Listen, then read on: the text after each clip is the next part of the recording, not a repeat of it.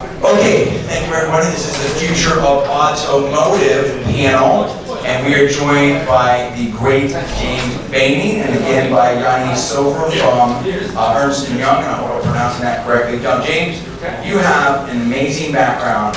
I'm going to tee you up, and I want you to go way beyond that. This gentleman here has been incredibly successful at turning around dealerships, at making them very, very profitable. There's a lot of people that say in the media, or certainly in these kind of rooms, in tech rooms, automotive is dead. It's over. Elon Musk, we're going to have self-driving cars. That's all going to do it for you. What are you seeing as an operator? There's a concept of super growth that you talked about. We talked about it before in the video that we did. Take us a little bit through your background, what makes you successful, super growth, but also how you see the industry right now for the next 5, 10, 20 years. What can work, what's going to happen, what are the threats? Okay, so I've been in the industry for about 33 years. I got in when I was 18, 51, so been in a long time. Got in at a very young age, obviously, went into some different industries along the way, but always stayed in the automotive industry. So I've seen this long tail of just same old for such a long period of time, and over the last, I would say, 7 years to maybe even back as far as 10, everything changes at such a rapid rate from the previous 20, which has been amazing for me because I love that, I love change. Right. So every time I'm seeing something, I'm trying to embrace the change of digital, whether it's internet. When eBay Motors first came out, I was one of the first automotive dealers on eBay Motors. So every time that I see something new coming into the industry that's cutting edge, that has to do with digital, that has to do with outside the box, I keep trying to embrace it. It doesn't always work, but I will tell you, there's so many dealers out there that are really, I think, very concerned, and they're trying to fix because margins are getting smaller and smaller and smaller in this industry.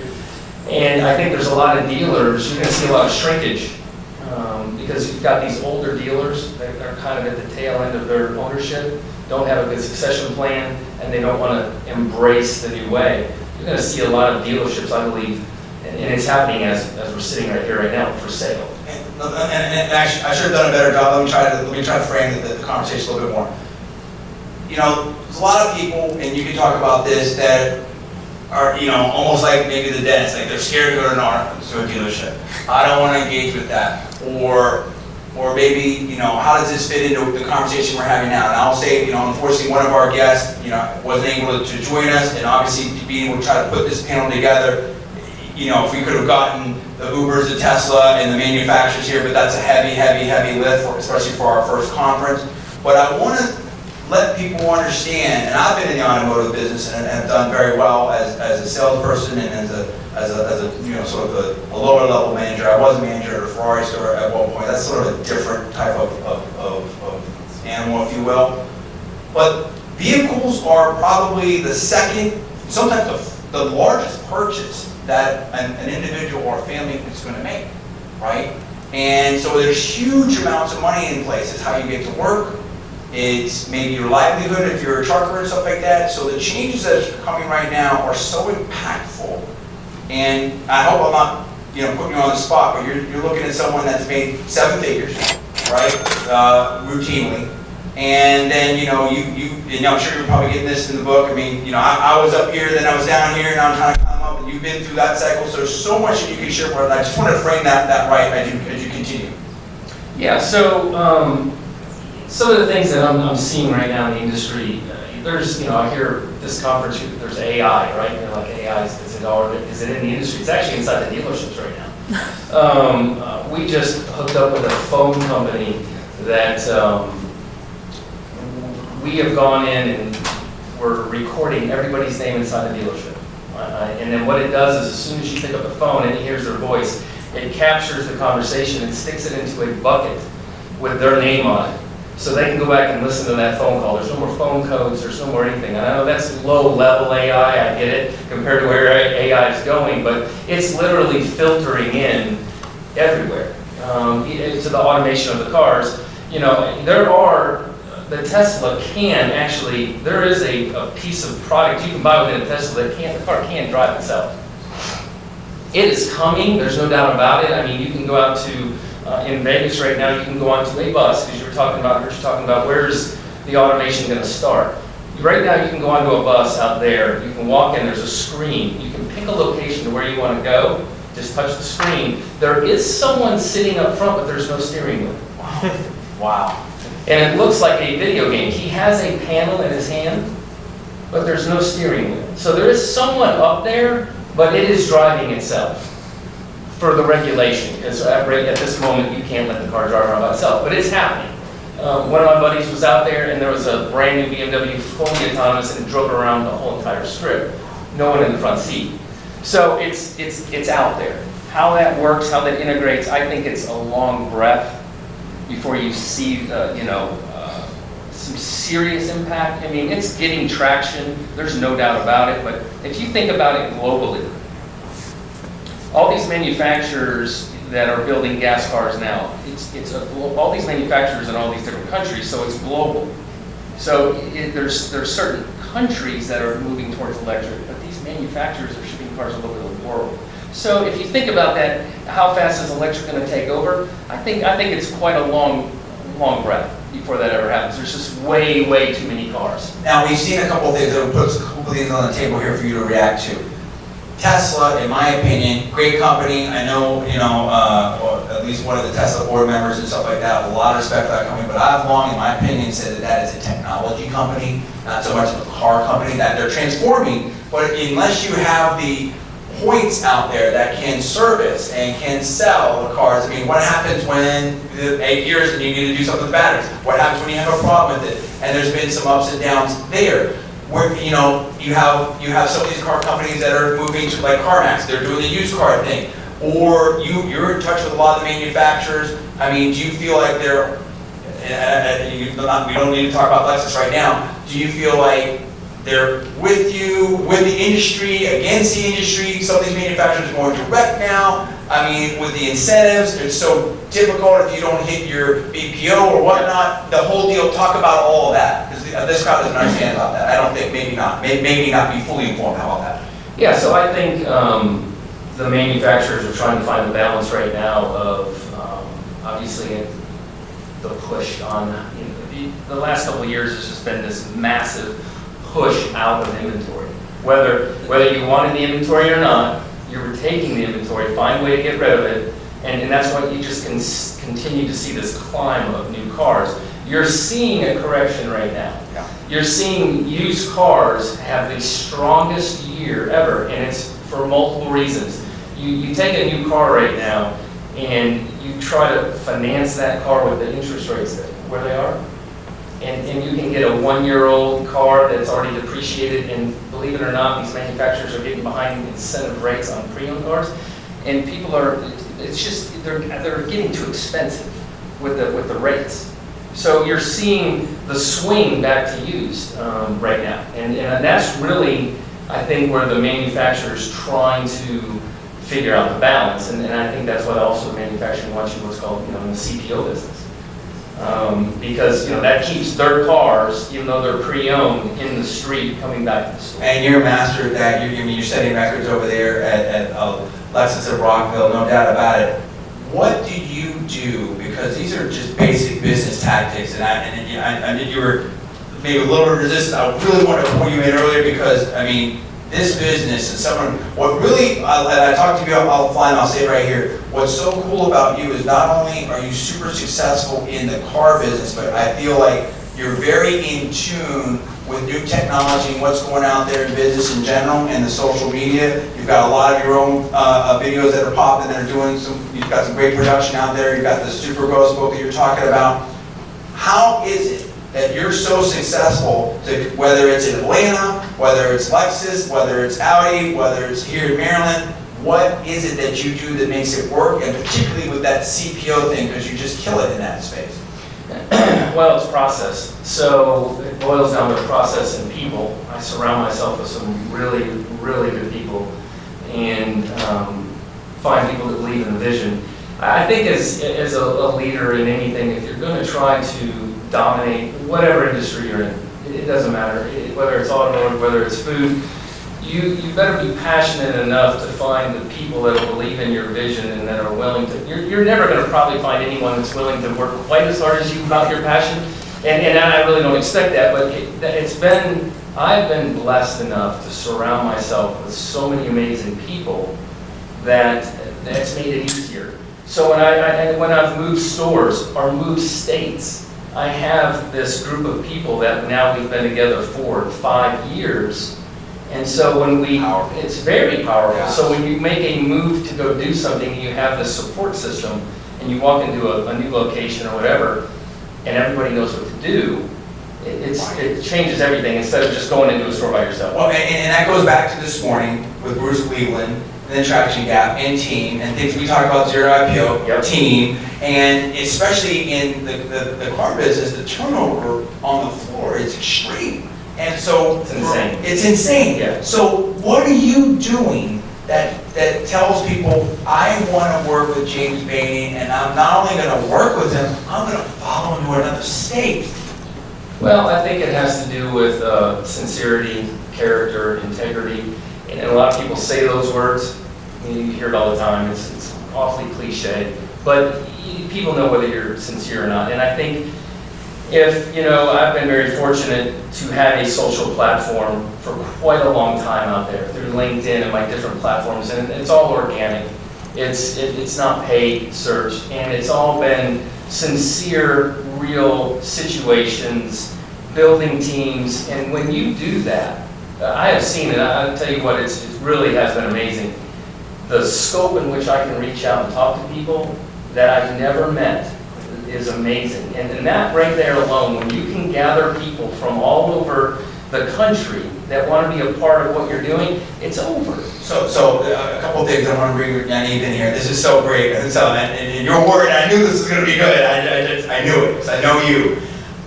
It reminds me of the Gary Vee strategy. You've seen his $1.80 strategy? Yes. Right? And this man practices that. The $1.80 strategy, all credit to Gary Vee, is, you hear that statement about giving your 2 cents, right? If you do that 90 times over, that's $1.80 every day.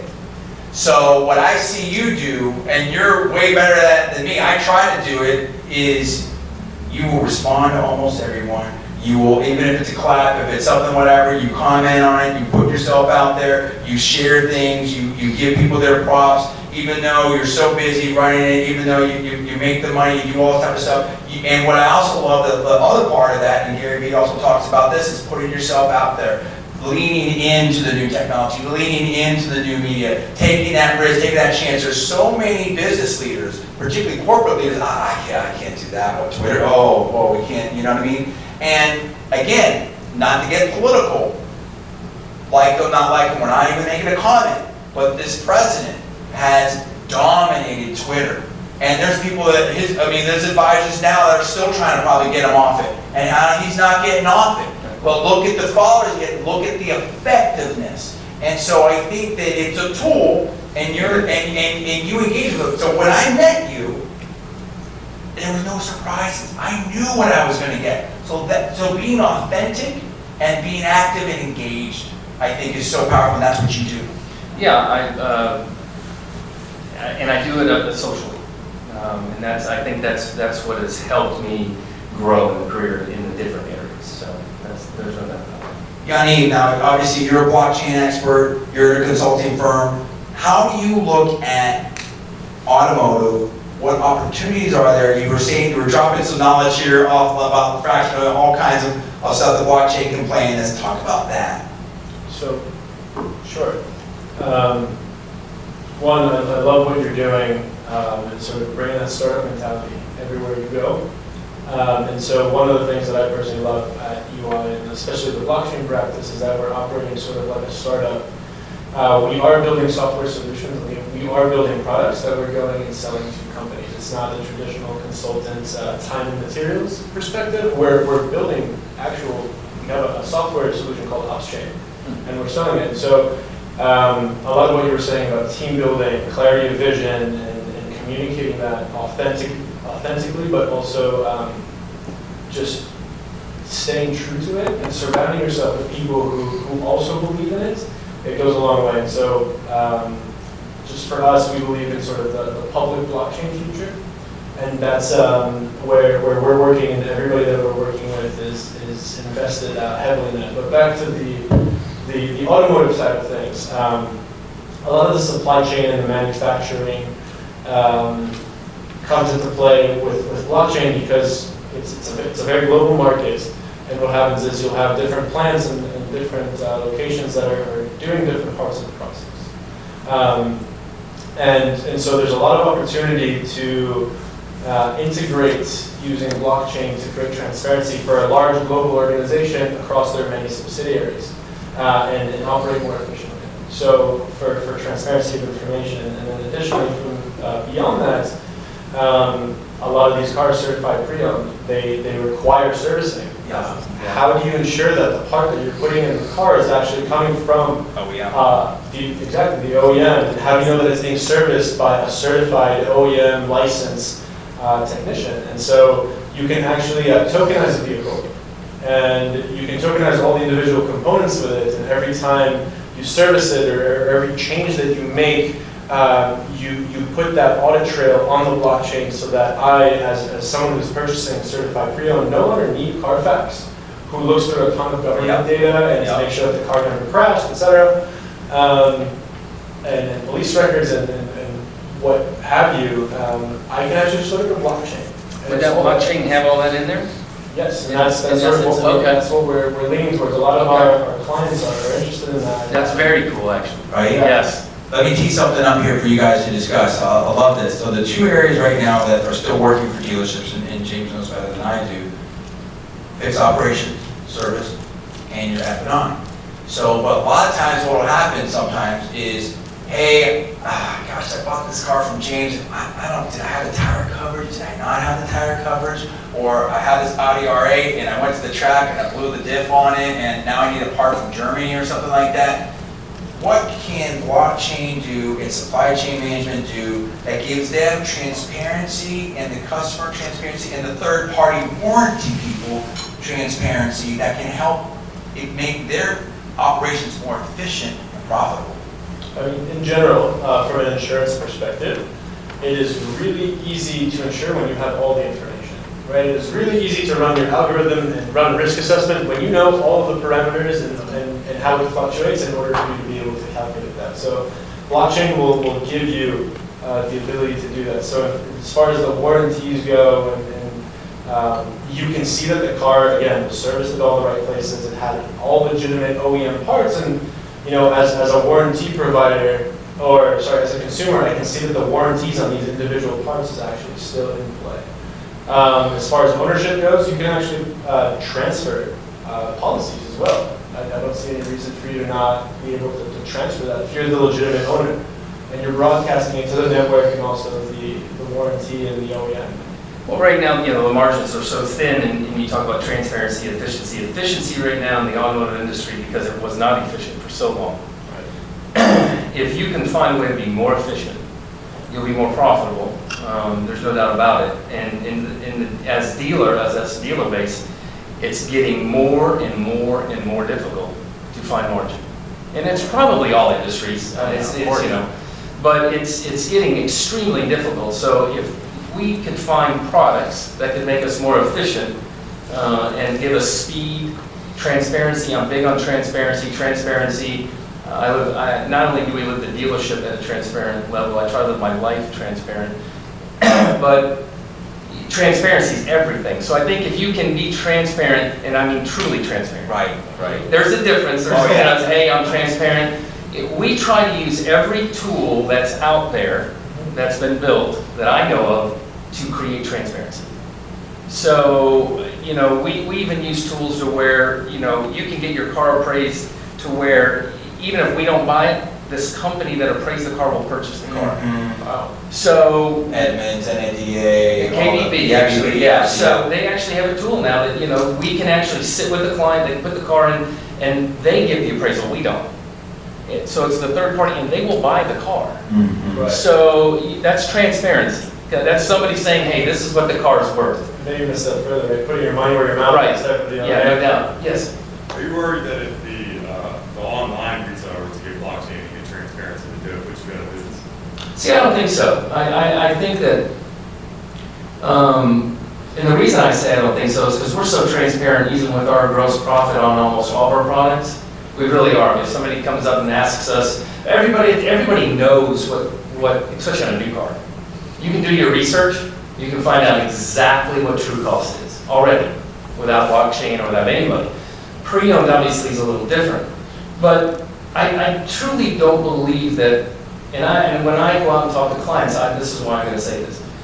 When you go out and talk to a client and they're trying to, we don't want to pay this price, we don't want to pay this price. Well, this is my conversation to them all the time. Would you allow me to make $500 on a pre-owned car? Right. And they were like, yeah, of course I'll let you make $500. Okay. I'll be so transparent. I'll bring out the buy sale, I'll bring out my recon, I'll bring out everything that was built to that car. And then I'll make $500. And what they realize, a lot of times, people are like, yeah, okay, who doesn't want to pay $500 profit on a $40,000 car? So right now, I think the transparency is already out there. So I don't think any tool or blockchain or anybody would ruin that. Yes, but could not a bad actor, a bad actor, you can't control your whole industry. So if somebody comes in and they try to sell you the first car on the lot, is that not a bad actor which you got a business? You can't control it. Say it again? If somebody comes on your lot, they try to sell you the first car on the lot, are they even a car dealer? See, it's like a philosophical question. What I mean is, are they doing any work for you? Are they looking to bring your best interest? They ask you what you need, what you want, they're just trying to make money off the best first car, the margin that they want. As opposed to a transparent blockchain digital system, they be out to you with consistency. As opposed to, you can't control your whole industry. Can you No. I don't think you could ever control the entire industry. All you got to do is take the tools that are out there and you be great. We're worried about certain order of operation with the AI. Let me see if I can perhaps refine that question a little bit. I think there's two different things there. One is, what is the current level of expectation for the customer? Meaning that it used to be back in the day that dealers could make a lot of gross. That day is gone. And then I think there's a period of time, and we're still in it, where people think, oh, James, you're not losing money, you're really making money. Right? Sure. And so,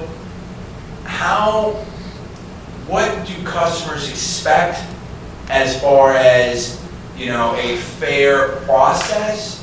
What do they expect as far as a fair profit? Because I haven't seen any other industry, in my opinion, where some segment of customers expect that you'll lose money, and that's okay, right? I can't walk into Macy's and say, hey, I want you to lose money on this, suit you're going to sell me. But the second part of that question, I think, is versus whatever, Carvana, internet, whatever. How do you add value such that that is perceived as correct, appropriate value for the customer as a point of sale dealer?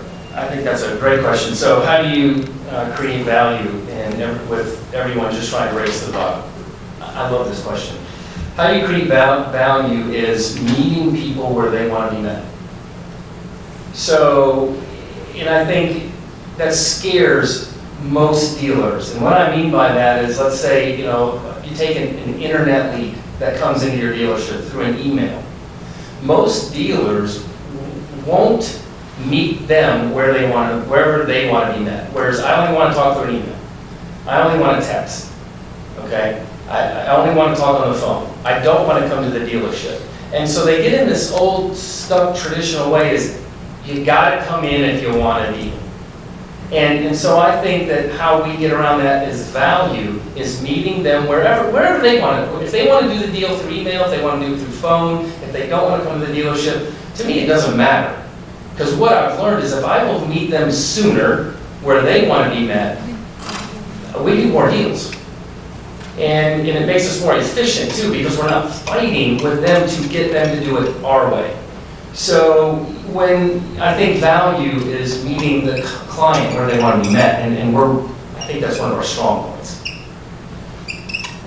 So, yeah, what I'm writing up here real quick is that you have the dealership here, and I would still say, in my opinion, that in terms of the automotive world, that's still the heart of it, right? That's where everything happens. And so you have some stuff on the internet, you have some people that are gonna wanna come in here, drive the car, test the car. I mean, it's a huge thing. Maybe, you know, we have the funnel, right? Am I coming in 6 months early, 3 months early?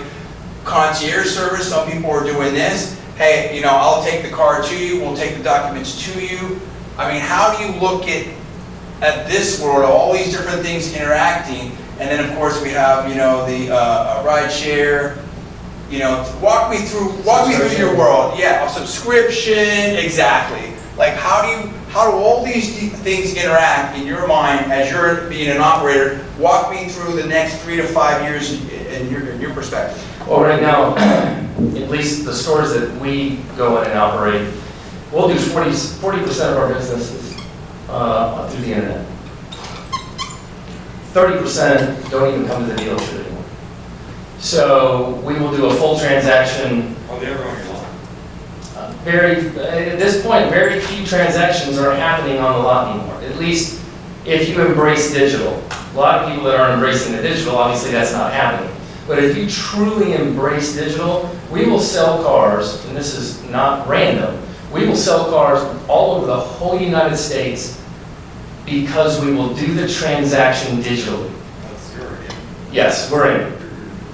100%. But used only because you have a certain. No, we can do it on you. Okay. Okay. No, yeah, so. Lexus is cool Just with ship it, yeah, just ship the car to Florida, just ship the car to Idaho. So we're doing, and a lot of people, the local dealer won't do it for them. They're like, you gotta come in. For one, we don't even know what you're talking about. What do you mean digitally? You know, you want us to do what with paperwork? So we totally embraced it. You know, subscription, I think, is trying to find, and I just switched gears, but subscription is trying to find its way right now in the industry. Clutch was came into the industry and was doing it with new cars, and I don't know if anybody knows necessarily how subscription works, but you know, you don't own a car. It's like the phone stuff. It's really a rental.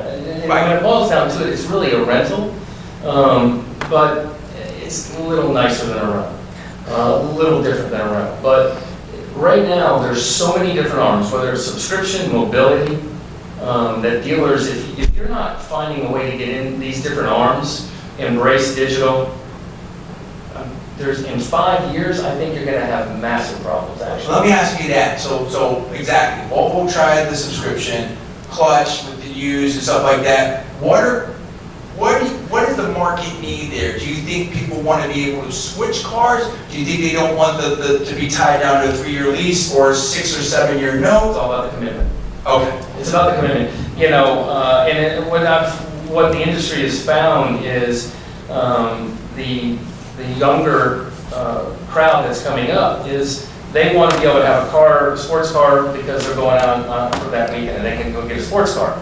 They're moving at the end of the month and they can go get a van. They can use a portfolio of cars for whatever use they want, and they don't own it. Right. You know, and there's a lot of validity to this. I think that it's trying to find its way, and it's going to. The subscription business is going to end up sticking. It's double standard with the insurance, because you can't just drive your car one day a month and only pay 1 day a month insurance. I don't know. Comes with insurance. That also puts your insurance on. Yeah, so when you get the car, it comes with insurance, it comes with maintenance, it comes with roadside assistance, so whatever you pay for that month, if anything happens to that car, it's paid for. With that singular payment, it includes insurance. At one point, Clutch was trying to do gas, and it didn't work. It didn't work. But the subscription business is. How does subscription work with a dealership? So it's very similar to basically your loaner fleet. You could go out and get a loaner fleet of cars. There's different apps out there that you can bring into your company, and it sets up, and people can just go onto the app. It's totally seamless. They can go onto the app. There's no paperwork. They put the credit card in. They come pick up the car. And they can exchange it back and forth, back and forth, back and forth. They've done a very, very good job. The technology right now that Clutch set up, it really is very good. And you're still selling them all like rentals, right? What's that? You're selling all that like rentals after a few years, right? Well, traditionally, on the subscription cars, you keep it in for about 6 months. And then you pull them out, and then you put them on, either you can hang with the auction or put them on your lot for sale. Yanif, I mean, and if you can't speak to this, it's okay, but, you know, I'm gonna use your EY hat. How does EY sort of look at the automotive business? A lot of times you have, in my opinion, the street and some of the big consulting houses that they'll engage with the publics, right? You know, your Sonics and whatnot. But, I mean, would you get involved with the sort of mid-sized dealership groups? Do you get involved with the dealership level? I mean, how do you look at that? So the answer is it depends on the relationship, right? And so I will say that at least for us in the blockchain practice, we're sticking to much larger enterprise level solutions, because the first thing I said, you know, in the previous session about blockchain is the first thing that qualifies, are there a lot of participants involved? The challenge is if you're not at that scale, you just don't have necessarily the uses for blockchain. But as far as Ernst & Young and auditing goes, I will say that it's entirely up to the partner and their relationships, and they have full rights to go ahead and work. As long as the numbers make sense, there's no reason. But in terms of building a solution, because your team builds some stuff, like what kind of general cost structure is that?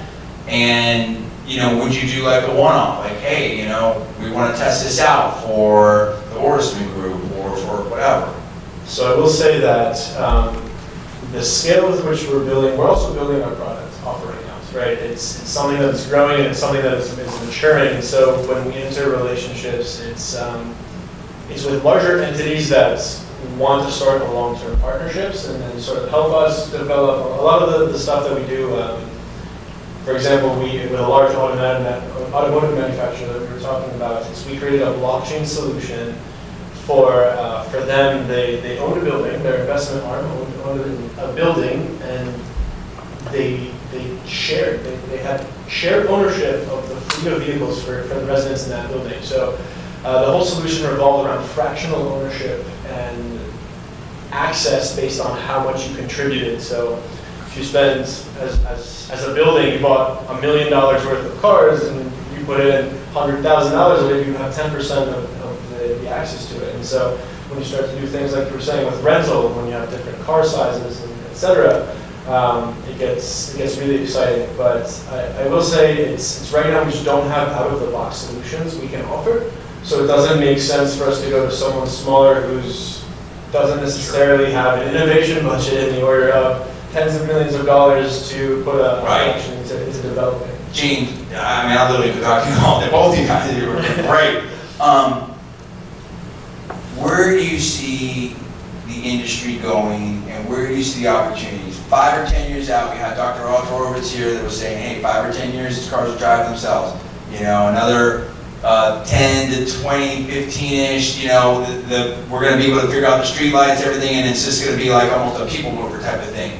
Are you concerned about that? Are you excited about that? What do you think that means for the automotive industry as we know it? So, for me, I'm excited about it. I think there's a lot of, the reason I'm excited about it is I think there's a lot of dealer base out there that will not embrace it. And so I think it's going to create opportunity for whoever's willing to step into these new arenas. I think that in 10 years from now, the way the dealership functions will be significantly different. I think that the scope and the size of dealerships could be smaller. You could warehouse cars. You don't have to have a necessarily location. You'll do much more delivery. What we're finding with our service clients is they don't even want to come in anymore. Right. Time. Don't have time. So what we're getting ready to roll out, and other dealers have done this, this isn't cutting edge, but it's extremely costly in the beginning, is we're just going to go pick them all up. We're going to go give them a loaner, get their car, whether it's at home or at their office, bring their car in, do the service, and swap it. They never have to come to the dealership. I think you're going to get to a point in 15 years to where the people that actually come to the dealership could be 10, 15%, because there's always going to be those people that still want to come in, right? They're just not going to change. You know what's weird? I just thought about this, and I don't know that this is really that super insightful, but it just struck me. People say, that self-driving is gonna kill automotive as we know it. It's gonna kill the dealerships. You know, BMW, I think, had a stat for every self-driving car is gonna take 2 or 3 off the road.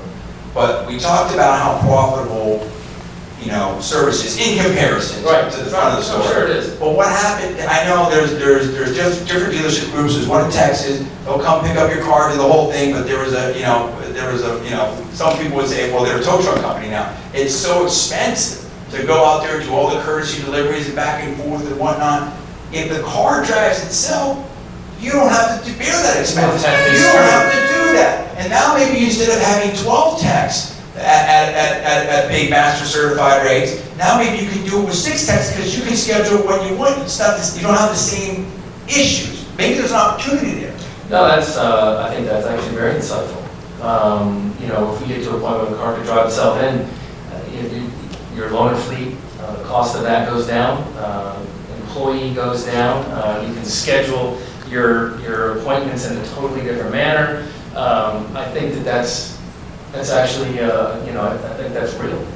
Not only that, the car can go pick up the mechanic on the way at whatever hours and drop mom on the way back, right? Like, it's. No, I think it's fun. I'm excited about it. I'm super excited about it. You can name your book. It's super gross. Super gross. Super what? Super gross. I'll write it. Yep. Thanks so much. Yeah, yes, sir. It's not out yet, but it will be. And basically, what it talks about, and it's about how you create growth within a dealership and how you look at it. But really, when I start thinking about it, I think you can implement it in any type of industry, because so often, and I don't know about other industries, but so often you get so single focused on, is this department making growth? Right. And I think if you step away and you look at the growth of the totality of your whatever business you're in, then you start to look at things completely different. Well, I can do more volume based on the total amount of growth that this whole picture brings in, instead of, I really didn't make any money when I sold that particular unit. So that's what the book's going to be about, and it's going to be. But it bought you a customer. It Yeah. bought you the service. Yeah. So you're a Grant Cardone fan? Yeah, well, he's definitely a very successful man. James and Yanif, I want to really thank you guys. Amazing panel. Oh my goodness.